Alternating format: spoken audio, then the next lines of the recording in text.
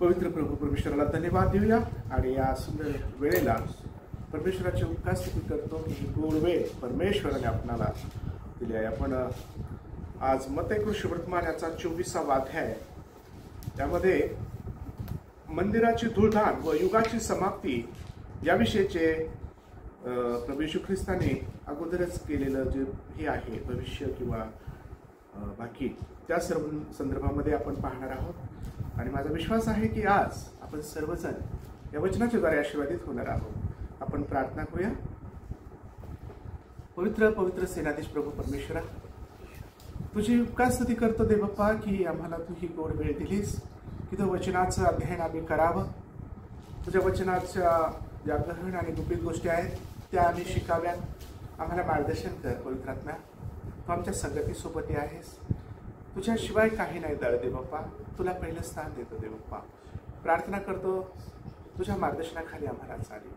ऐकणाऱ्या प्रत्येकाला कृपा दे, ऐकणाऱ्या प्रत्येकाला आशीर्वादित कर आणि या वचनाच्या द्वारे आम्हाला सर्वांना आनंदाने हर्षाने भरून काढ आणि तुझे सत्यता आम्हाला प्रगट कर. वचनाच्या द्वारे आमची प्रभुराया आध्यात्मिकरित्या आम्हाला भर आणि गहन आणि गुपित गोष्टी राखून ठेवलेल्या तू आम्हाला कळू दे. तारणाऱ्या प्रभू येशू ख्रिस्ताच्या द्वारे प्रार्थना केली विधातो आहे. आमेन. आपण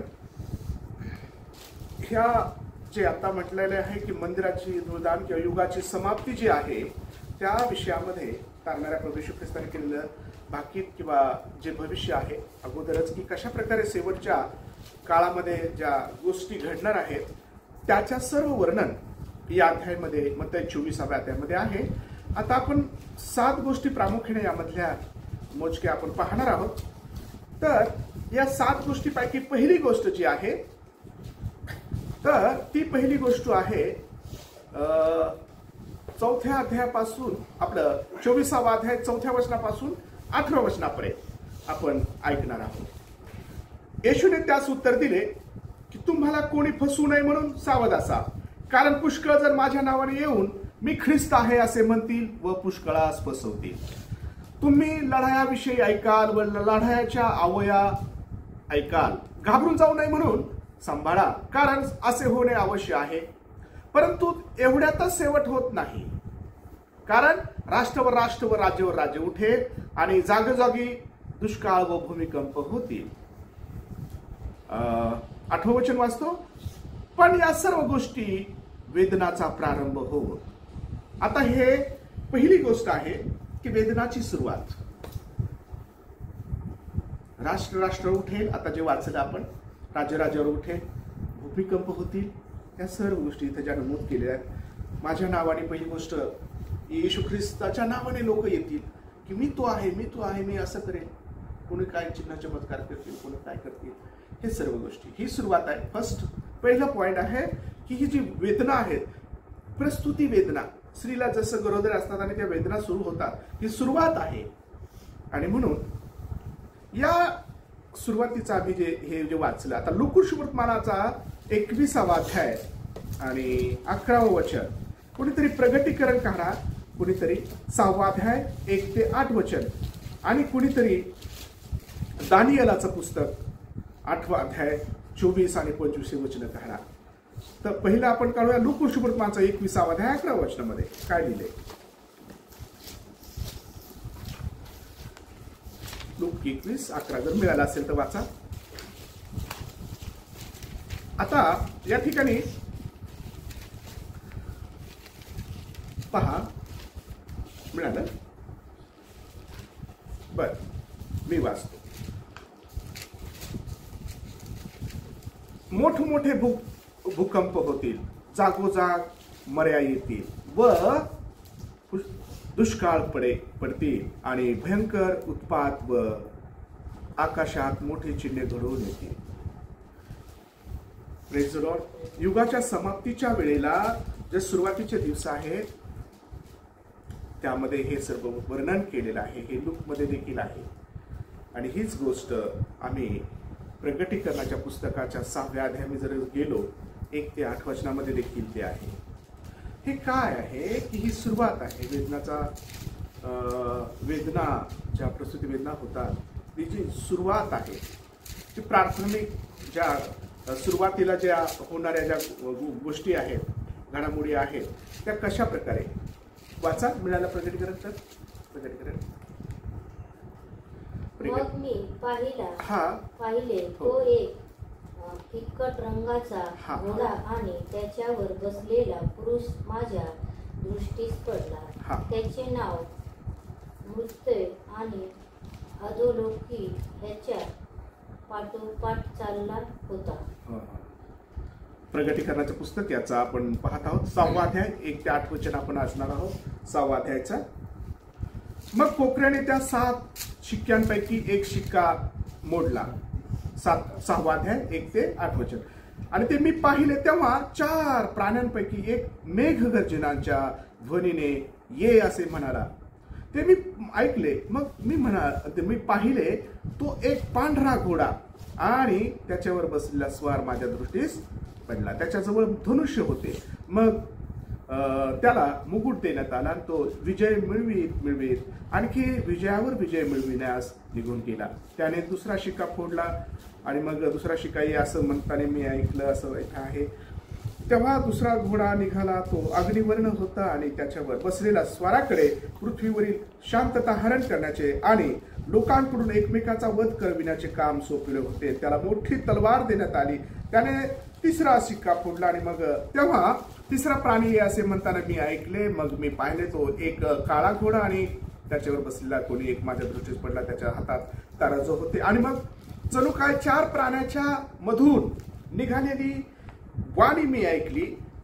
ती अशी रुपयाला शेरभर गहू आणि रुपयाला 3 शेर जव, तेल व द्राक्षरस याची खराबी करू नये. त्याने 4था शिक्का फोडलेला आहे. तेव्हा 4था प्राणी असे म्हणताना मी ऐकले. मग मी पाहिले की तो एक फिकट रंगाचा घोडा आणि मग त्याच्यावर बसलेला पुरुष माझ्या दृष्टीस पडला. त्याचे नाव मृत्यू आणि त्यांना तरवारीने, दुष्काळाने, मरेने व पृथ्वीवरील श्वापदाकडून माणसांना जीवे मारण्याचा अधिकार पृथ्वीच्या 4थ्या भागावर देण्यात आला. पृथ्वीच्या 4थ्या भागावर देण्यात आला. हे शिक्के फोडण्यात आले. हे 6व्या अध्यायामध्ये आहे. तर अशा प्रकारे मग 5वा शिक्का फोडण्यात आला, 6वा शिक्का फोडण्यात आला, 7वा शिक्का फोडण्यात आलेला आहे. प्रश्न आणि ह्या ज्या वेदनाची सुरुवात आहे, तर ही सुरुवात अशा प्रकारे आहे की आपण पाहत आहोत की शेवटच्या काळी ज्या घटना घडणार आहेत आणि आपण कोणत्या काळामध्ये आहोत आता, तर शेवटच्या काळामध्ये होणाऱ्या ज्या गोष्टी आहेत त्या आम्ही वाचत आहोत. परंतु आता सध्या आम्ही कोणत्या याच्यामध्ये आहोत, कोणत्या काळामध्ये आहोत, जर तसं पाहिलं तर आम्ही सध्या जे आहोत कृपेच्या युगामध्ये आहोत. हालेलुया. आता देवबापाची कृपा आपणावर आहे आणि आपण कृपेत आहोत. पण प्रभूची कृपा आहे म्हणून ठीक आहे, पण तो येणार आहे.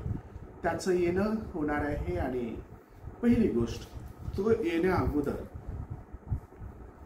या सर्व गोष्टी राष्ट्र उठेल, भूमिकंप होतील, माझ्या नावाने लोक वेगळ्या प्रकारचे येतील, तुम्हाला बोलतील.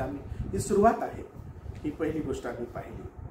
आणि मग या तो कसा येणार आहे, तर तो अचानक येणार आहे, चोरासारखा येणार आहे. ते देखील आम्ही पाहणार आहोत. त्याचं येणं अचानक आहे. तो कधी येणार आहे त्याची ना तारीख आहे. परंतु हे सर्व चिन्ह आम्हाला दाखवतात. जर आताच्या घडामोडीला जर पाहिलं तर तसं चालू आहे. राष्ट्र उठत आहे. सर्व प्रकारचे वेगवेगळ्या प्रकारच्या मिसाईलचे, वेगवेगळ्या प्रकारच्या गोष्टी, वेगवेगळ्या प्रकारचे बॉम्बस्फोट, वेगवेगळ्या प्रकारच्या लढाया ह्या चालू आहेत. चालू झाल्या त्या मागे, पण आता थोडंसं काही म्हणजे जरी थांबल्या असल्या काही लढाया किंवा चालू असल्या काही देशांच्या, पण ह्या सर्व चालू आहेत. अजून जाळपोळ म्हणू नका, भूमिकंप आहे वेगवेगळ्या ठिकाणी. आणि जे काही गोष्टी घडतात हे देवाच्या वचनाप्रमाणे आणि हे दर्शवितात की त्याचं येणं लवकर होणार आहे. हे दर्शवितात, हे चिन्ह दर्शवितात ह्या दिवसांमध्ये की तारणारा प्रभू हा लवकर येणार आहे. आणि त्याची घटका निश्चित रूपाने पूर्ण झाली आहे येण्याची. हे दर्शविण्यासाठी आणि लोकांनी पश्चाताप करावा म्हणून हा शास्त्रभाग आम्ही निवडलाय की लोकांनी या वचनाकडे गंभीर्याने पाहावं. या येण्याच्या देवबापाचं येणं लवकर होणार आहे म्हणून देवाकडे वळावं, पश्चाताप करावा, देवाच्या वचनावर लोकांनी विश्वास ठेवावा. कारण जे बायबलमध्ये लिहिलं आहे ते सत्य आहे आणि त्याप्रमाणे घडत आहे, ही गोष्ट दर्शवायची आहे देवाच्या वचनाच्या द्वारे आपणाला. म्हणून सावध राहा, जागे राहा, तारणाऱ्या प्रभूवर भाव ठेवा, विश्वास ठेवा, सर्व दुष्कर्म वाईट गोष्टी सोडा, पश्चाताप करा, खऱ्या देवावर विश्वास ठेवा, देवाकडे वळा, आहे ना. ह्या सर्व गोष्टी लवकर होणार आहेत आणि होत आहेत, किंबहुना काही गोष्टी घडत आहेत. आपण पहिली गोष्ट पाहिली ह्या प्रस्तुतीच्या वेदण्यामध्ये की ह्या अशा प्रकारे ही सुरुवात आहे. दानिएलाचं पुस्तक कोणीतरी जर 8वा अध्याय काढला, 24 आणि 25 2 वचनं वाचा 8व्या अध्यायाचे दानिएलाच्या पुस्तकामध्ये. बलवत्तर होईल, हो, तथापि ती अशी त्यांच्या स्वतःच्या पराक्रमाने होणार नाही. तो विलक्षण नाश करेल, तो उत्कर्ष पावेल आणि आपला मनोरथ सिद्धीस नेईल. तो सामर्थ्य व पवित्र लोकांचा नाश करेल. तो आपल्या काव्याने आपल्या हाताची कारस्थाने सिद्धीस नेईल.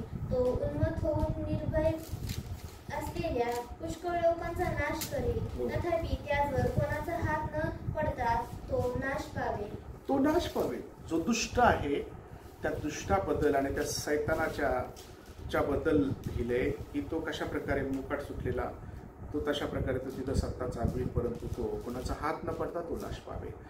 आणि हे वर्णन प्रगटीकरणाच्या पुस्तकामध्ये शेवटच्या काळामधलं आहे. आणि आता दुसरा एक त्याच्यामधला भाग आपण पाहूया. त्या 7 गोष्टीपैकी दुसरी गोष्ट पाहू. जो ख्रिस्त विरोधी आहे तो असा दावा करेल की मीच तो आहे. ख्रिस्त विरोधकाचा देव, तो मी देव आहे असा तो स्वतःला म्हणे. काय? ख्रिस्त विरोधकांचा देव असल्याचा तो दावा. ही दुसरी गोष्ट आपण पाहणार आहोत. आता आपण पाहूया. आपण मत्तयाच्या शुभवर्तमानाचा 24व्या अध्यायाकडे परत वळणार आहोत. हे मत्तयाचं शुभवर्तमान काढूनच ठेवा, त्याच्यावरच आपण अभ्यास करत आहोत. तर हे 15 वचन यामध्ये काय लिहिले त्याचं विवरण आपण काही ठिकाणी पाहूया. पण 15 वचन 24व्या अध्यायाचं 15 वचन वाचा. दानिएल संदेशाच्याकडे सांगितलेला वसाडीचा अमंगळ पदार्थ पवित्र स्थानात उभा असलेला तुम्ही पाहाल. की तो म्हणेल मीच प्रभू आहे. हा जो ओसाडीचा अमंगळ पदार्थ आहे दानिएलाच्या पुस्तकामध्ये जे लिहिलं होतं, तर तो स्वतः तिथे थांबेल त्या मंदिरामध्ये, येरुशलेमीमध्ये, तिकडं इस्रायलमध्ये मंदिर बांधल्यानंतर, आणि तो म्हणेल मीच देव आहे, मलाच नमन करा. ते आपली सत्ता आपल्या हातात घेतल्यानंतर आणि मग त्या पवित्र जनाला फार पस्तावा येईल की याच्या हातात उगाच आपण दिलं, कारण हा स्वतः तिथे जाऊन बसेल आणि म्हणेल माझी सेवा करा.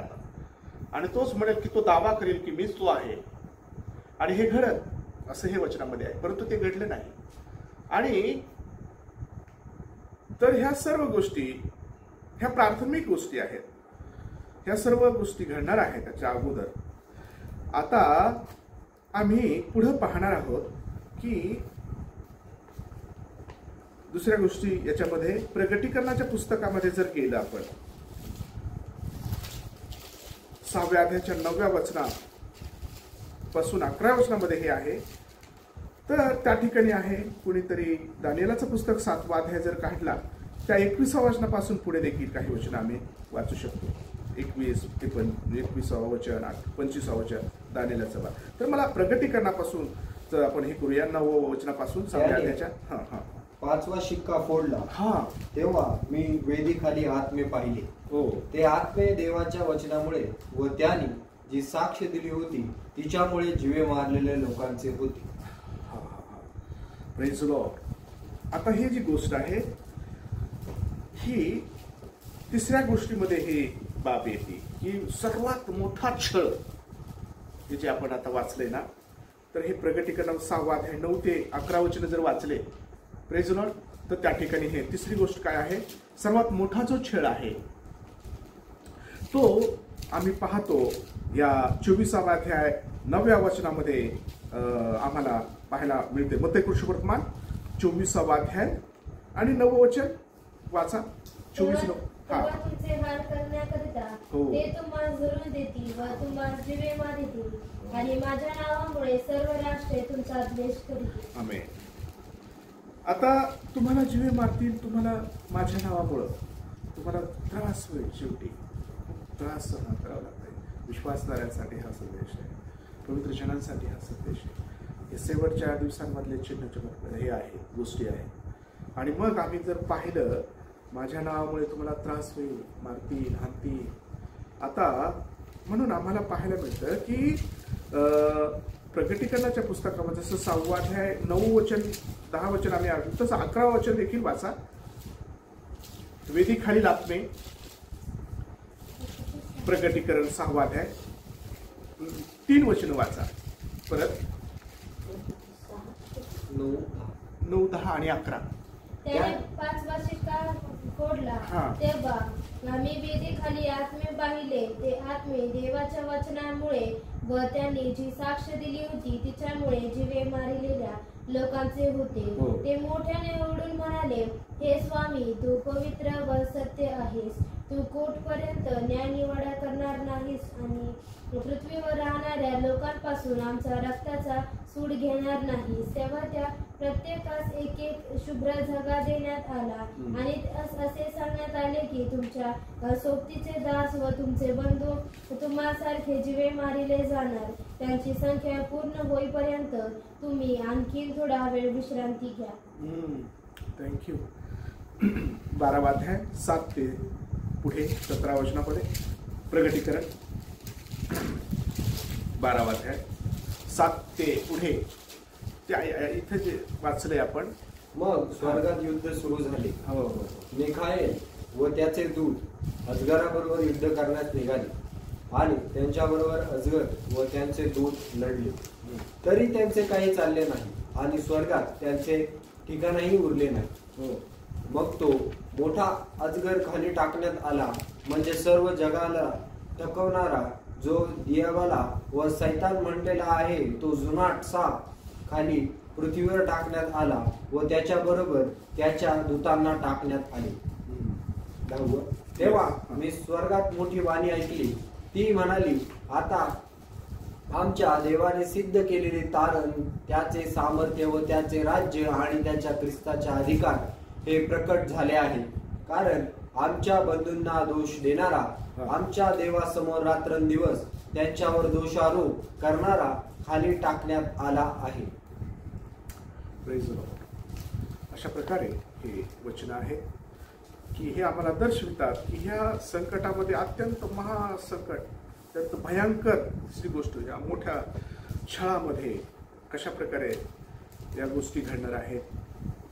त्या सैतानाला देखील त्या ठिकाणी खाली टाकण्यात आला आहे आणि तो कसा ठकवत आहे लोकांना हे आम्ही पाहत आहोत. दानिएलाच्या पुस्तकामध्ये देखील 7व्या अध्यायाच्या 21व्या वचनामध्ये जर पाहिलं, दानिएलाचं पुस्तक काढून ठेवा, 7वा अध्याय 21 वचन, दानिएल 7:21 मिळाला असेल तर वाचा. मी पाहिले तो त्या सिंहाने पवित्र जनाबरोबर युद्ध केले व त्याचे त्याचवर प्राबल्य झाले. शेवटी पुराण पुरुष आला तेव्हा परात्पर देवाच्या पवित्र जनास न्याय मिळाला आणि त्या पवित्र जनास राज्याचे स्वामित्व मिळण्याचा समय आला. याचेही मर्म कळावे म्हणून मी इच्छा दर्शविली. आमेन. अशा प्रकारे प्रभू परमेश्वर जो आहे त्याला कशा प्रकारे त्याचा विजय मिळवणार आहे. Praise the Lord. न्याय मिळाला पवित्र जनाला जेव्हा परात्पर देवाचा पवित्र पुरुष आला आणि त्याने सर्व प्रकारचा न्याय मिळवून दिला आणि मग पवित्र जनाला राज्याचे स्वामित्व मिळण्याचा समय आला. त्याचाही मर्म कळाय म्हणून मी पुढे पाहिलं की मला ते मिळावं असं हे दानिएल म्हणतो या ठिकाणी. आणि हा जी तिसरी गोष्ट आम्ही पाहत आहोत याच्यामध्ये की कशा प्रकारे हे मोठा छळ मंडळीचा लोकांचा होणार आहे. तेव्हा हे जो छळ आहे तर छळवणुकीमध्ये त्या पुढचा जो संदर्भ आहे तो आम्ही पुढे पाहतो की चौथी गोष्ट आपण पाहणार आहोत. ती गोष्ट अशी आहे की मत्तई वर्तमानाचा 24वा अध्याय आणि 29 वचन. मत्तई वर्तमान 24 29 वचनामध्ये, त्या दिवसातील संकटानंतर लगेच सूर्य अंधकारमय होईल, चंद्र प्रकाश देणार नाही, तारे आकाशातून पडतील व आकाशाची बळे डळमळतील. आता हे सर्व गोष्टी होणार आहेत. चंद्र प्रकाश देणार नाही. प्रकाश म्हणजे रात्रीचा चंद्र असतो, सूर्यप्रकाश देणार नाही, अंधकार नाही होत अशा प्रकारे.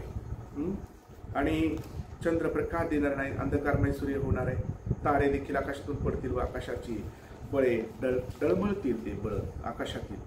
तर हे जे आहे, हे चिन्ह जे आहे चौथ्या याच्यामध्ये वैश्विक अशा भौतिक हे चिन्ह आहे. आणि मग अशा प्रकारे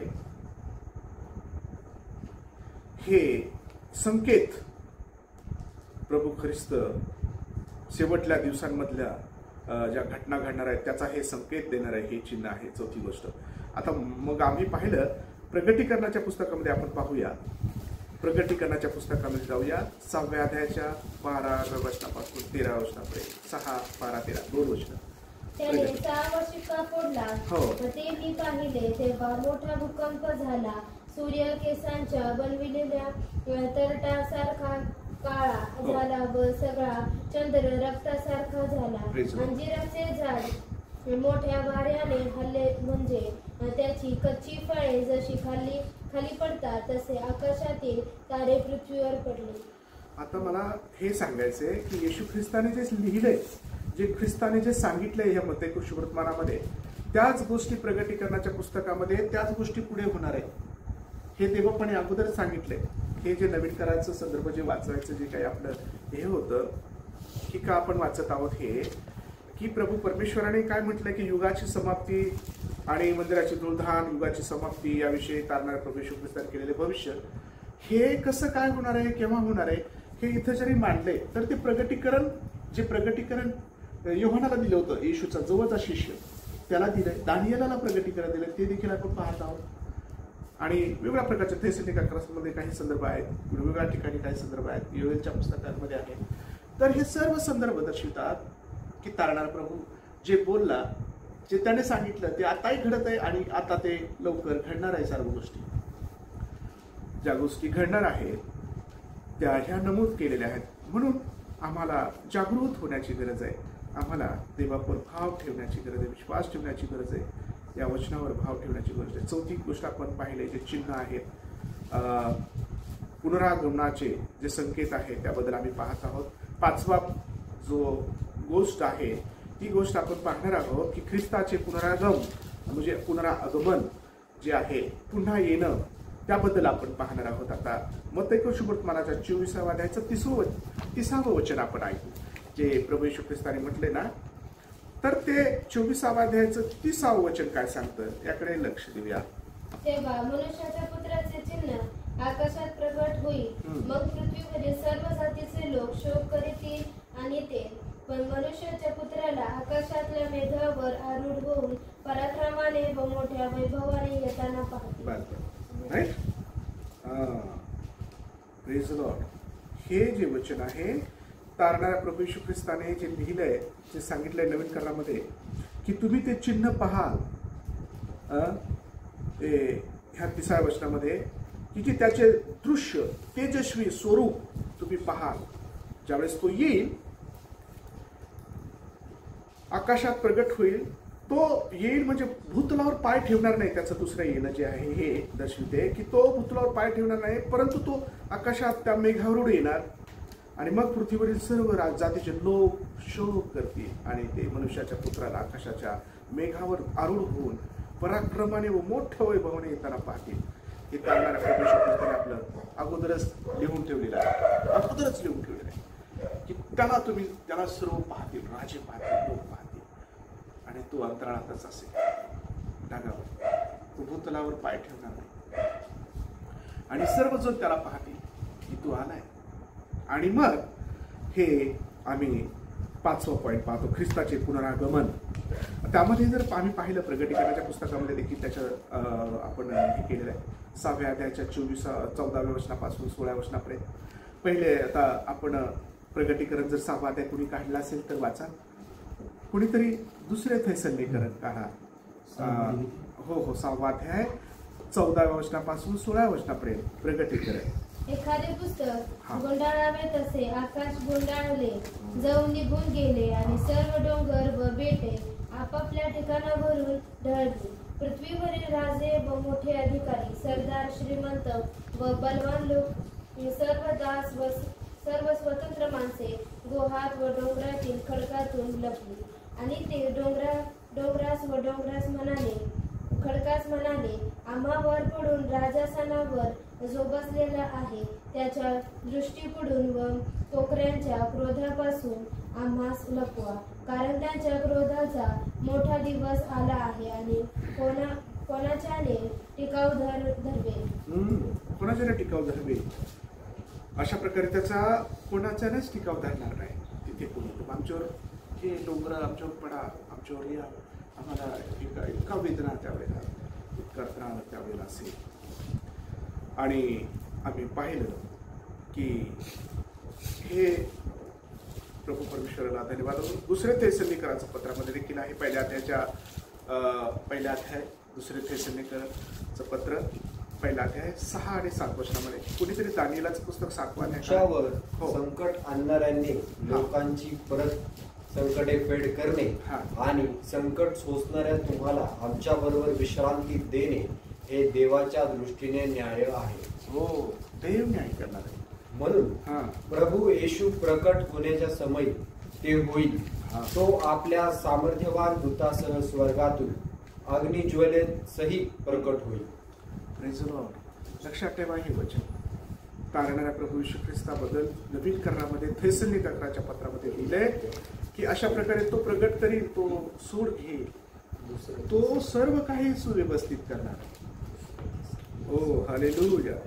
आम्ही पाहिलं दुसरे थेसलोनिकर पहिला अध्याय 6 आणि 7 वचन. आम्ही पाहतो जर दानिएलाच्या पुस्तकामध्ये 7व्या अध्यायामध्ये जर आम्ही गेलो 13 ते 14 वचनामध्ये त्या ठिकाणी दानिएलाने नमूद केले, ते तुम्ही नंतर वाचू शकता. तिताला पत्र कोणीतरी नवीन करारामध्ये जर वाचलं 2रा अध्याय 13 वचन, तिताला पत्र आपण वाचूया बरं. नवीन करारातलं जे तिताचं पत्र आहे, तिताला पत्र, हो तिताचं पत्र, याचा 2रा अध्याय 13 वचन, तिताला पत्र 2रा अध्याय 13 वचन. धन्य आशा प्राप्तीचे म्हणजे आपला थोर देव व तारणारा असा जो येशू ख्रिस्त त्याच्या गौरव प्रकट होण्याची वाट पाहत आपण अभिक्ताला व ऐहिक वासांना नाकारून सांप्रताच्या युगाने मर्यादेने नीतिमान व सुभक्तीने वागावे. मर्यादेने वागावे, सुभक्तीने वागावे, चांगलं वागावं, असं हा थेसलोनिकराचा लेखक म्हणतो की तो येणार आहे, तो प्रगट होणार आहे, त्याच्यामुळं आपण चांगलं वागलं पाहिजे. Praise Lord. आपण आपलं जीवन चांगलं, नैतिक, चांगल्या गोष्टी ठेवल्या पाहिजे. स्वतःचं जीवन त्याला समर्पित दिलं पाहिजे. आपलं जीवन पापामध्ये, आपलं अंग आणि जगातल्या गोष्टीमध्ये आपण रमवून जाऊ नये म्हणून खबरदारी घ्या. आणि तारणारा प्रभू येशू ख्रिस्त हा प्रगट होण्याच्या अगोदरच पश्चाताप करा, देवाकडे वळा, क्षमा मागा, आपले कपडे नाही, आपलं हृदय फाडा आणि देवाला क्षमा मागून आपलं जीवन देवाच्या हातात द्या. कारण तो भयंकर दिवस यायचा आहे, भयंकर दिवस येणार आहे, न्यायनिवाड्याचा होणार आहे. त्या अगोदर जर आपण त्या क्रोधात सापडू नये. पवित्र जन उचलल्या जाणार आहे. त्याच्या उचलल्या गेल्यानंतर जो महासंकटाचा काळ आहे तो आम्ही पाहत आहोत. आणि तो महासंकटाच्या काळामध्ये या सर्व गोष्टी घडतील. त्या वेदनाचा सुरुवात आणि आता देखील त्या घडत आहेत. तो येत आहे, तो येणार आहे. तो ह्या शेवटच्या दिवसांमध्ये हे सर्व चिन्ह आहेत. हे असं सर्व होणार आहे. छळ होणार आहे, त्रास होणार आहे, म्हणजे विश्वासणाऱ्याचा छळ होणार आहे. विश्वासणाऱ्याला लोक अशा प्रकारे त्रासदायक होणार आहे. सर्व गोष्टी या ज्या घडत आहेत, म्हणून याच्याकडे आम्ही लक्ष द्यावं विश्वासणाऱ्याने की हे सर्व काही त्याच्या इच्छेप्रमाणे, त्याच्या सांगण्याप्रमाणेच घडत आहे. येशू ख्रिस्ताने या मत्ती वर्तमानाच्या 24व्या अध्यायामध्ये प्रत्येक गोष्ट नमूद केली की कशा प्रकारे तो दिवस असेल, कशा प्रकारे ते दिवस असतील, किती भयंकर ते दिवस असतील, कसं ते सुरुवात असेल. आता आम्ही 6वं हे पॉईंट पाहू की मंडळीची जी सुटका आहे त्या विषयामध्ये. 6वी गोष्ट आपण पाहणार आहोत, मंडळीची सुटका. आम्ही मत्तई कृष्णवर्तमानाच्या 24व्या अध्यायाचं 31वं पुढचं वचन वाचूया. पुढे काय लिहिलंय? 31वं वचन. कर्णाच्या महानादाबरोबर तो आपल्या दूतास पाठवील आणि ते आकाशाच्या एका सीमेपासून दुसऱ्या सीमेपर्यंत त्यांच्या निवडलेल्या चारही दिशाकडून जमा करतील. Praise the Lord. कर्णाच्या महानादाबरोबर तो आपल्या दूतास पाठवील. ते देवदूत पाठवील परमेश्वर. आणि मग ते आकाशातल्या एका सीमेपासून दुसऱ्या सीमेपर्यंत त्याच्या निवडलेल्या चारही दिशा अशा चारही कोपऱ्यातून एकत्र करेल तो करण्याचा आवाज. आणि म्हणून मंडळीची सुटका. तर आम्ही पुढे पहिले थेसलोनिकराच्या पत्रामध्ये जाऊया. आता परत पहिले थेसलोनिकराचं पत्र 4 अध्याय 13 आणि 18 वचन. तसंच दुसऱ्या थेसलोनिकराचं पत्र 2 अध्याय 1 वचन देखील आहे. पहिले थेसलोनिक 4 अध्याय 13 ते 18. बंधुजनो, झोपी गेलेल्या लोकांविषयी तुम्ही अजाण नसावे अशी आमची इच्छा आहे. यासाठी की ज्यांना आशाच नाही अशा बाकीच्या लोकांसारखे तुम्ही खेद करू नये. कारण येशू मरण पावला व पुन्हा उठला असा जर आपला विश्वास आहे तर त्याप्रमाणे येशूच्या द्वारे ते झोपी गेले आहे. त्यांना देव त्यांच्या बरोबर आणेल. प्रभूच्या वचनावरून आम्ही हे तुम्हाला सांगतो की प्रभूचे येणे होईपर्यंत जे जिवंत आपण असे उरू ते आपण झोपी गेलेल्यांच्या आघाडीस जाणारच नाही. कारण आज्ञा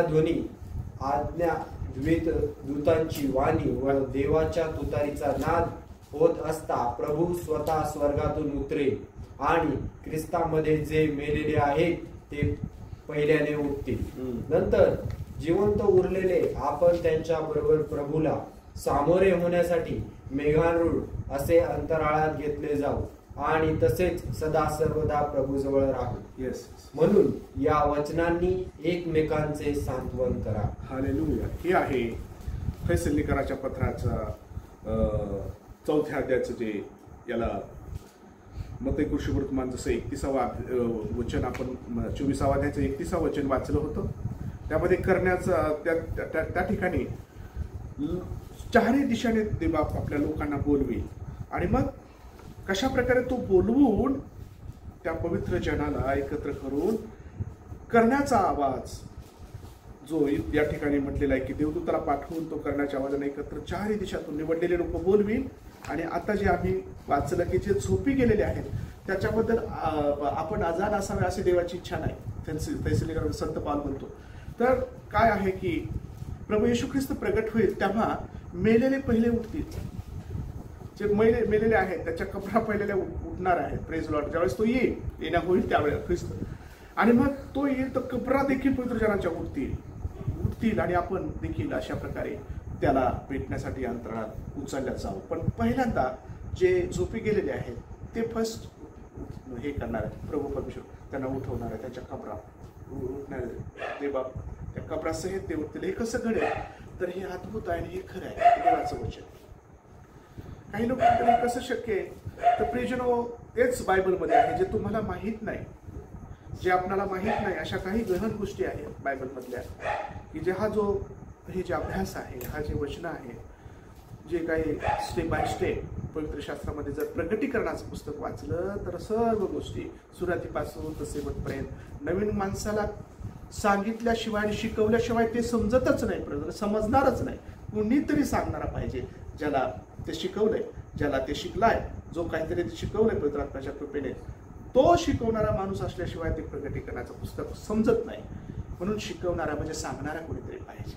हे असे वचन आहेत की जे आपल्याला कधीच नवीन माणसाला कोणाला काहीच समजणार नाही. कुठं काय होतंय, काय चाललंय, काय म्हणतंय, हे असं घडत आहे. परंतु प्रियजनो हे सर्व काही जर तुम्ही वाचू इच्छिता तर स्टेप बाय स्टेप वाचा. तुम्हाला समजेल की कशा प्रकारे कोणत्या गोष्टी कधी घडणार आहेत. मग ही जी गोष्ट आहे 6वी मंडळीची सुटका. मंडळीची सुटका होईल. आपण तेव्हा सुटका होईल जेव्हा तो येईल आणि मग मेलेले पहिले उठतील. ख्रिस्त येशू मेघारूढ येईल ना, तो उठतील सर्व त्याला भेटण्यासाठी. आणि मग आपण देखील अंतराळात जर जिवंत असू, आपण जर लवकर तो आला, जर आपण जिवंत जर असू कदाचित समजा असलो तर मग आपण उचलल्या जाणार आणि त्याला भेटणार आहोत आणि तो आपल्याला आपल्या जवळ घेणार आहे. आणि मग आम्ही पाहतो हालेलुया. त्याच्यानंतर महासंकटाचा अगदी भयंकर तो काळ आहे, ज्याला छळ, ज्याला फार मोठा छळ, देवाचा क्रोध आणि वेगळ्या प्रकारच्या त्या गोष्टी या ठिकाणी 7 वर्षाचा महासंकटाचा काळ ते आम्ही पाहणार आहोत. ते आम्ही नंतर हे करणार. ते बाकीची जी मंडळी, जे पवित्र जन उचलल्या जाणार आहे आणि बाकीचं जे गचपण इथं राहील त्यांच्यासाठी, गचपणच म्हणता येईल त्याला, कारण त्यांच्यासाठी ह्या सर्व गोष्टी आहेत, त्या ह्या छळाच्या याच्या. परंतु ही सुरुवात अशा प्रकारे आहे, ही जी सुरुवात आहे ही अशी आहे. तेव्हा आम्ही पुढे पाहतो की मंडळीची सुटका करण्यासाठी तारणारा प्रभू जसं येईल, तो आम्ही थेसलोनिकराच्या पत्रामध्ये जसं पाहिलं. आता दुसरे थेसलोनिकराचं पत्र याचा 2रा अध्याय 1 वचन वाचा. 2 थेसलोनिक. हो. आपल्या प्रभू येशू ख्रिस्ताचे आगमन व त्याच्या जवळ आपले एकत्र होणे या संबंधाने आम्ही तुम्हास अशी विनंती करतो की तुम्ही एकदम दचकून चित्तस्थैर्य सोडू नका, घाबरू नका, चित्त सोडू नका, दचकू नका. अजून प्रभूचा दिवस येऊन ठेपला आहे असे सांगणाऱ्या आत्म्याने किंवा जणू काय आम्हाकडून आणलेल्या वचनाने अथवा पत्राने घाबरू नका. हो, त्यावेळेला घाबरले होते की खरंच आताच येणार आहे का, लगेच येणार आहे का? लगेच नाही येणार. हे सर्व चिन्ह आहेत. अजून ज्या गोष्टी घडणार आहेत, भरपूर काही घडणार आहे, अजून घडत आहे आणि या सर्व गोष्टीचा वेदनाची सुरुवात आहे. त्यावेळेला लोक, त्यांना असं वाटत होतं त्या थेसलोनिकराच्या 2ऱ्या अध्यायाच्या, आपल्या 2ऱ्या पुस्तकामध्ये थेसलोनिकर पत्राच्या 2ऱ्या अध्यायाच्या त्या, तसं काय तुम्ही हे होऊन जाऊ नका की तो दिवस आजच आहे. तेव्हा प्रियजन हो, ह्या सर्व गोष्टी आम्हाला पाहायला मिळतात. आम्ही पाहिलं की कशा प्रकारे ती सुरुवात आहे. हे सर्व गोष्टी त्याच्या सुरुवातीच्या ज्या गोष्टी आहेत त्या गोष्टी आता घडत आहेत. तो येण्याचा चोरासारखा तो येणार आहे. तो कधी येणार आहे कोणाला माहीत नाही. तो म्हणून आम्हाला जागृत राहून आत्मिकतेने, सजीवाने, आत्मिकतेने जिवंत, आत्मिकतेने देवाबरोबर जोडल्या गेलेले, पवित्र प्रभूच्या इच्छेप्रमाणे वागणारे, अशा आम्ही सदैव त्याच्यामध्ये चालणारे, पापाला मेलेले, प्रभूसाठी स्वतःला वाहून घेतलेले, देवबापाचं कार्य करत असलेले, देवाप्रीती करत असलेले, त्याचं वचन ऐकून त्याप्रमाणे वागणारे लोक आपण आहोत. आणि आपण त्या छळाला, म्हणजे आपण तिथे नसणार आहोत. ज्यावेळेस मंडळी उचलल्या जाणार आहे त्याला म्हणतात रॅप्चर. मंडळीचं वर उचलल्या जाणार, रॅप्चर हा शब्द. तेव्हा हे मंडळी वर उचलले जाणार, तेव्हा आपण तिथे नसू. आपण जरी मेलेला असलो, एक तर आपण उठू, जिवंत असल्यानंतर आपण त्याला भेटण्यासाठी जाऊ. पवित्र जन जे उठतील तेव्हा, आणि मग तो आपल्याला आपल्या जवळ घेईल. तेव्हा ही गोष्ट महत्वाची आहे.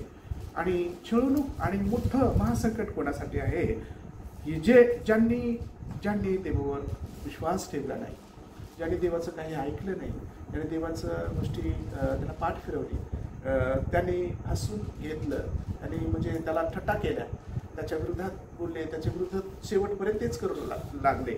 आणि त्यांनी ह्या सर्व गोष्टी त्यांना ते तोड द्यायचे त्या महासंकटाचे. ते वर्ष किती आहेत तर ते 7 वर्ष आहेत. आणि त्याच्यामध्ये त्या महासंकटामध्ये त्यांना तोंड द्यावं लागेल. जे ख्रिस्त येशूवर विश्वास ठेवत नाही, त्याची थट्टा उडवतात, त्याची टिंगल करतात, त्याचा विरोध करतात, आणि हे शेवटपर्यंत करणाऱ्यांसाठी देव आपली राखून ठेवील. आणि ते त्याच्यासाठी राखून ठेवलेले आहेत. ते पवित्र जनांसाठी हे सर्व गोष्टी राखून ठेवलेल्या आहेत. आमेन म्हणा. हालेलुया. तेव्हा प्रियजनो, मंडळीची जी सुटका आहे ती आम्ही पाहत असताना प्रगटीकरणाचं पुस्तक 7वा अध्याय सोबत काढा. कोणीतरी दानिएलाचं पुस्तक 12वा अध्याय 2रं वचन, प्रगटीकरण 7वा अध्याय 9 ते 14 वचनामध्ये जर गेलं, प्रगटीकरण 7वा स्वर्गातील उद्धार पावलेल्यांचा साक्षात्कार, स्वर्गातील उद्धार पावलेल्यांचा साक्षात्कार 7वा अध्यायामध्ये. ओके, वाचा. यानंतर मी पाहिले तो सर्व राष्ट्रे, वंश, लोक व निरनिराळ्या भाषा बोलणारे यांच्यापैकी कोणाला मोजता आले नाही असा शुभ्र जगे परिधान केलेले व हातात झावळ्या घेतलेला मोठा लोकसमुदाय राजांसमोर व कोकऱ्यांसमोर उभा राहिलेला माझ्या दृष्टीस पडला. ते उच्च स्वराने म्हणत होते, राज्यसनावर बसलेल्या आमच्या देवाकडून व कोकऱ्यांकडून तार नाही. 11. तेव्हा राजासन, वडील मंडळ व 4 प्राणी यांच्या भोवती सर्व देवदूत उभे होते. ते राजासनासमोर उपडे पडून देवाला नमन करून म्हणाले, आमेन. धन्यवाद, गौरव, ज्ञान, कारस्तुती, सन्मान, सामर्थ्य व बळ हे युगानुयुग आमच्या देवाचे आहे. आमेन. तेव्हा वडील मंडळांपैकी एकाने मला म्हटले, शुभ्र जगे परिधान केलेले हे कोण आहे व कोठून आले? 14. मी म्हटलं, प्रभू हे तुला ठाऊक आहे. तो मला म्हणाला, मोठ्या संकटातून येतात ते हे आहेत, यांनी आपले जगे कोकऱ्याच्या रक्तात धुवून शुभ्र केले आहे. 15. यामुळे ते देवाच्या राजांसमोर आहे. हे अहोरात्र त्यांच्या मंदिरात त्यांची सेवा करतात आणि राजासनावर बसलेला त्यांच्यावर आपला मंडप विस्तृत करीत. हे यापुढे भुकेले असे होणार नाही व ताणलेही होणार नाही. यांना सूर्य किंवा कोणतीही उष्णता बाधणार नाही. 17. कारण राजासनापुढे मध्यभागी असलेला कोकरा त्यांचा मेंढपाळ होईल व तो त्यांना जीवनाच्या पाण्याच्या झऱ्याजवळ नेईल आणि देव त्यांच्या डोळ्यांचे सर्व अश्रू पुसून टाकेल. Praise the Lord. थँक्यू. हे सर्व वचन प्रगटीकरणाचे पुस्तक 7वा अध्याय आणि पुढे आम्ही ही वचन ऐकलेली आहेत की कशा प्रकारे उद्धार पावलेल्याचा साक्षात्कार आहे. आम्ही पाहतो हे वचन जे सांगतात, देवाला धन्यवाद देतात, गौरव देतात. त्याचे लोक मोठे, जो असंख्य लोकांचा समुदाय आहे, कोकराचा उभा राहिलेला माझ्या दृष्टीस पडलेला आहे. आम्ही जे पाहिलं वचनामध्ये की तो मोजता आले नाही एवढा तो समुदाय आहे तिथे स्वर्गामध्ये. मोजता येत नाही एवढा असंख्य मोठा. हे कुठून आलाय? देवा त्याला विचारतो, हे तू पाहतोस हे कुठून आहे? तुला माहिती आहे का? म्हणजे मला काही समजणार नाही माहीत मला. प्रभू म्हणतो, ज्यांचा छळ झालाय, ज्यांना वधण्यात आले, ज्यांना मारण्यात आले, आणि हे कुठं? हे 7 वर्ष जे होतील का, 7 वर्षामध्ये जे राहतील, काही लोक विश्वासात राहतील, टिकून राहतील, काही लोक ते 666 आपल्या हातावर गोंधून घेणार नाहीत किंवा ती चीप आहे ती काही बसून घेणार आहेत किंवा आपल्या मस्तकावर किंवा आपल्या हातावर किंवा बोटावर किंवा कुठंतरी. तर ते लोक त्यांना मारण्यात येईल. आणि ते लोक, हा जो समुदाय जे रक्तसाक्षी झालेले आहेत, त्यांचं वर्णन हे आहे. तर त्यांचं वर्णन असं सांगतो प्रभू की हे जे ते पवित्र जन आहे ज्यांनी कोकऱ्यामध्ये आपले जगे धुतले, ते कोकऱ्याच्या रक्तामध्ये, असे हे म्हणजे त्या छळणुकीमधून येणारे लोक आहेत हे. Praise the Lord. आणि मग आता त्यांना त्या ठिकाणी स्वर्गात तिथे दुःख नाही, त्रास नाही, वेदना नाही, वेदना नाही. तिथे कुठल्या प्रकारे प्रभू परमेश्वर खुद्द त्यांचा मेंढपाळ होईल. ते भुकेले राहणार नाही, उष्णता त्यांना बांधणार नाही. आणि खुद्द मध्यभागी राजा पुढे असलेला जो मध्यभागी राजाच्या तो कोकरा त्यांचा मेंढपाळ होईल. Praise the Lord. त्यांना जीवनाच्या पाण्याच्या झऱ्याचा तो तिथे नेईल आणि त्यांच्या डोळ्याचे अश्रू स्वतः काढणार परमेश्वर पुसेल. म्हणून या छळवणुकीमध्ये 7 वर्षाच्या या छळवणुकीमध्ये किंवा महासंकटाच्या काळामध्ये काही लोक राहतील पुतलावर, काही उचलल्या घेऊन जाणार आहेत ना, पवित्र उचलल्या जातील जसे देवाची योजना ते घेईल देवा. पण बाकीची जी मंडळी आहेत त्यांचं काय? त्यामध्ये देखील जरा काही लोक राहिले तर, आणि ते जर समजा ते पण काही लोक पश्चाताप करतील, थोडके लोक की जे देवावर विश्वास ठेवतील त्या संकटामध्ये की हे खरंच देवाचं हे कार्य आहे. आणि तारणारा प्रभूचे वचन जे कधी लोकांनी ऐकले होते, त्यांच्या कानावर गेले होते, त्यांनी विश्वास ठेवला आणि ते मारायला तयार झाले, काय हरकत नाही म्हणून गेलो तरी पण प्रभूला सोडणार नाही. आणि अशा प्रकारे हा जो पवित्र मोठा समुदाय ज्यांना किंवा अनेक लोक जे आता देखील काही वारलेले आहेत, मारलेले आहेत, ख्रिस्ताच्यासाठी मेलेले आहेत, रक्तसाक्षी झाले आहेत, ते देखील असंख्य समुदाय तिथे असणार आहे.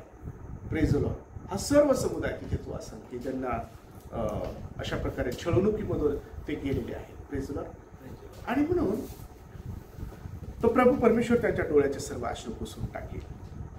तर तो म्हणतो, हे कोण आहेत? प्रभू परमेश्वर त्या योहानाला म्हणतो, तुला माहित आहे की कोण आहे? ते पण मला माहित नाही कोण आहे. तर हे जे आहेत, तर हे जे लोक आहेत, आणि तो म्हणतो की ज्याला छळ झाला, ज्यांचा माझ्या नावामुळे अहोरात्र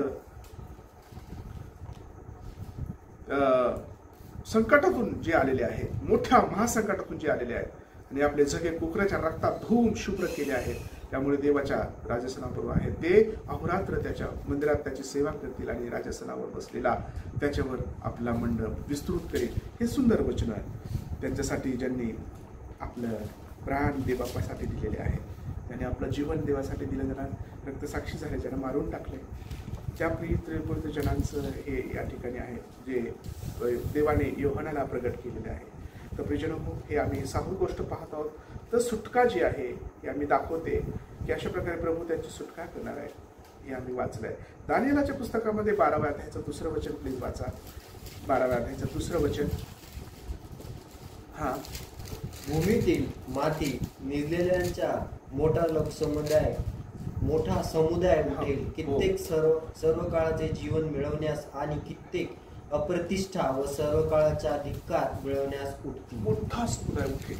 हे एक तर धार्मिक लोक त्याचं गौरव करण्यासाठी, त्याचं आपला बक्षीस मिळवण्यासाठी, आपला मोठा मुकुट मिळवण्यासाठी, आपले आशीर्वाद मिळवण्यासाठी, त्यांच्यासाठी ज्यांनी सर्व गोष्टी सहन केल्या त्याला ते बाबतीत हे करणार आहे. पण ज्यांनी अन्याय केलेला आहे, ज्यांनी वाईट गोष्टी केल्या त्यांना देखील ते देखील उठतील. ते सार्वकालिक त्यांचा हे करण्या जे पारितोषिक आहे, नाशाचं पारितोषिक वाईट, ते त्यांना बक्षीस ते देखील त्यांना तिथे मिळणार आहे, असं हे दानिएलाचं पुस्तक सांगतंय. देवबाप दानिएलाच्या द्वारे प्रकट करतो. आम्ही कित्येक लोक आपल्या त्या ठिकाणी काय ते वचन प्लीज वाचा परत 2रं वचन. भूमीतील माती निजलेल्यांचा मोठा समुदाय उठेल. हो, अजून कित्येक सर्व काळाचे जीवन. पहिली गोष्ट कित्येक सार्वकालिक जीवन, सार्वकालचे जीवन, अनंतकालिक इटर्नल लाईफचं जीवन घेण्यासाठी. अजून जीवन मिळवण्यास आणि कित्येक अप्रतिष्ठा व सर्व काळाचा धिक्कार मिळवण्यासाठी ते उठतील. असे 2 प्रकारचे लोक. पण हे उठणार त्यावेळेला सर्वच. आणि मग प्रभू ज्यांनी सहन केले, ज्यांनी चांगल्या गोष्टी केल्या त्यांना चांगल्या गोष्टी, पण ज्यांनी त्याला विश्वासच ठेवला नाही, ते धिक्कार आणि सर्व प्रकारचं हे गोष्टी दुःख त्याच्या जे वाट्याला येईल ते स्वीकारण्यासाठी ते त्यांना पण उठवी. हालेलुया. कारण देव न्यायी आहे. प्रियजनो, आज भूतलावर पहा, कोणावर अन्याय होत आहे, कोणाला काय करत आहेत, कोणाला मारून टाकत आहेत, कोणावर छळवणूक होत आहे, कुणावर अन्याय करत आहेत. आता देवबाप डोळे झाकलेले नाही.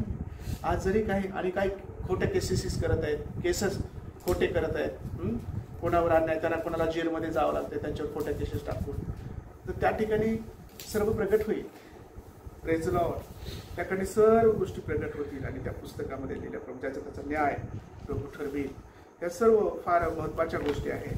मित्रांनो, आम्ही पाहत आहोत मंडळीची जी सुटका आहे त्याबद्दल आम्ही पाहिलं. आता आम्ही सर्वात शेवटचा पॉईंट पाहणार आहोत, 7वा, की ख्रिस्ताचा क्रोध, तारणाऱ्या प्रभू परमेश्वराचा क्रोध आणि त्या शत्रूवर क्रोध. हे आम्ही मत्तय वर्तमान 24:37 वचन जर पाहिलं त्याचं हे आपण विवरण पाहूया. 24:37 पहा एवढं वचन. आता नोहाच्या दिवसात होते त्याप्रमाणे मनुष्याच्या पुत्राचे येणे होईल. आता नोहाच्या दिवसामध्ये प्रभू येशू ख्रिस्त त्या ठिकाणी लिहितो देवबाप की नोहाच्या दिवसामध्ये जसं लिहिलं होतं, सांगितलं होतं, नोहाला जसं सांगण्यात आलं होतं तसं मनुष्याचं पुत्राचं प्रगट होणं होईल. कसं झालं होतं नोहाच्या दिवसामध्ये? उत्पत्तीमध्ये तिला आम्ही त्या वचनांमध्ये आम्ही पाहिलं की देवाने सांगितलं होतं की नोहा तू आपल्यासाठी तारू बांध, आणि लोक त्याला हसत होते. लोक काय नोहा आहे, कुठं आता किती छान ढग आहे, किती आहे, कुठं पाऊस येणार आहे, आणि म्हणतोय की तारू बांधायचं, फार मोठा प्रचंडवृष्टी होणार आहे, मग आपण नाश होणार आहे पृथ्वी. त्याला वेड्यात काढलं होतं लोकांनी. तर ते तसंच लोकांमध्ये काय खरं नाही, कुठं काही सांगतात, तो येणार आहे, तो घेऊन जाणार आहे, ज्यांना माहीत नाही ते तो येणार आहे, मग त्याची मंडळी जाणार आहे, पवित्र जन उठणार आहेत, काहीतरी होईल, उगाच आपलं असं काहीतरी लोक सांगतील. तर हे नोहाचे जो संदर्भ आहे तो इथं लिहिण्यात आलाय. प्रभू येशू ख्रिस्ताने लिहिलं नोहाच्या साठी जसं तारू बांधायला सांगितलं होतं, आणि लोक देवाने अगोदर सांगितलं होतं की नाश करणार आहे, तू तारू बांध आणि तुझं कुटुंब मी वाचवणार आहे, कारण मला पृथ्वीवर फार पाप आणि वाईट गोष्टी घडल्यात आणि हे नकोय मला हे लोक जे, म्हणून प्रभूने त्यालाच वाचवलं, त्याचं कुटुंब धारणी. तेव्हा प्रिजनो हे असंच होणार आहे. नोहाचं उदाहरण दिलं देवाने प्रिजनो. तेव्हा म्हणून आम्ही पाहतो की त्याचा क्रोध असा प्रगट होणार आहे शत्रूवर. आता आपण पाहूया, आम्ही मत्ती 24:37 वचन वाचलं, ते पुढे जर पाहिलं 41 वचनापर्यंत पाहूया, पुढे पाहूया प्लीज, 41 पर्यंत पाहूया. 36-37 तेव्हा असे जलप्रलयाच्या पूर्वीच्या दिवसात नोहा तरवत गेला. त्या दिवसापर्यंत लोक खात पित होते, लग्न करून घेत होते, लग्न करून देत होते, आणि जलप्रलय येऊन सर्वांना वाहून नेईपर्यंत त्यांना समजले नाही. तसेच मनुष्याच्या पुत्राचेही येणे होईल. त्यावेळेस शेतात असलेल्या दोघांपैकी एक घेतला जाईल व एक ठेवला जाईल. जात्यावर दळत असलेल्या दोघींपैकी एक घेतली जाईल व एक ठेवली जाईल. म्हणून जागृत राहा, कारण कोणत्या दिवशी तुमचा प्रभू येईल हे तुम्हाला ठाऊक नाही. आणखी हे समजा की कोणत्या प्रहरी चोर येईल हे घरधण्याला कळले असते तर तो जागृत राहिला असता आणि त्याने आपले घर फोडू दिले नसते.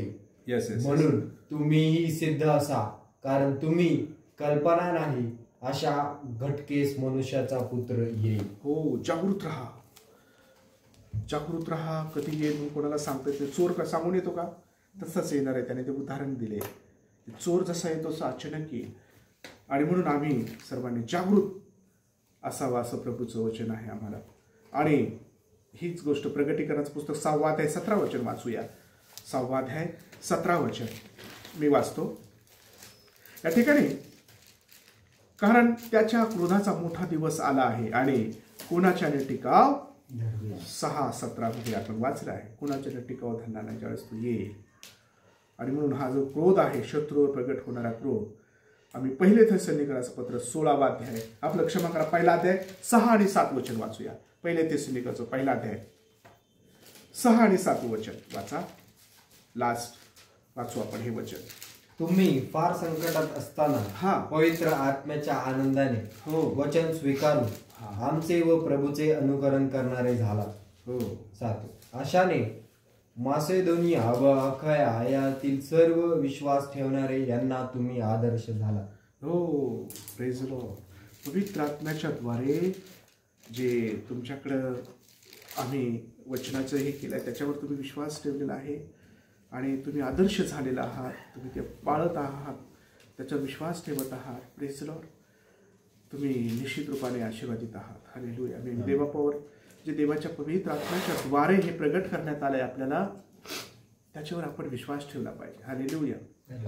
आणि म्हणून हे वचन प्रियजनो आमच्यासाठी आहे की जे देवबापाचे वचन सांगतात की आम्हाला पश्चाताप करा, कारण वेळ समय थोडा राहिला आहे. देवाचं येणं लवकर होणार आहे. हालेलुया. जो कोणी पश्चाताप करेल देवाकडे वळेल त्याच्यावर कृपा दृष्टी होईल. देव कृपाळू देव आहे, देव कणवाळू देव आहे, बंद क्रोध देव आहे. आणि देवाला क्रोध करण्यात आनंद वाटत नाही. देव फार प्रेमळ आहे. देव क्षमा करण्यासाठी तयार आहे. आज कृपेची वेळ, मी तुम्हाला सुरुवातीला सांगितलं की जर आता कृपेची वेळ लोकांनी जर चांगलं जीवन जगलं, क्षमा मागितली, पश्चाताप केला, आपण कोणाला उगीच म्हणजे ज्या गोष्टी चुकीच्या त्या गोष्टीच्याबद्दल क्षमा मागितली, आपलं जीवन देवाला दिलं, तर प्रियजनो देव त्यांना पुढे क्षमा करणार आहे. कारण आमचा देव क्षमाशील आहे. हालेलुया. तो क्षमा करणारा देव आहे.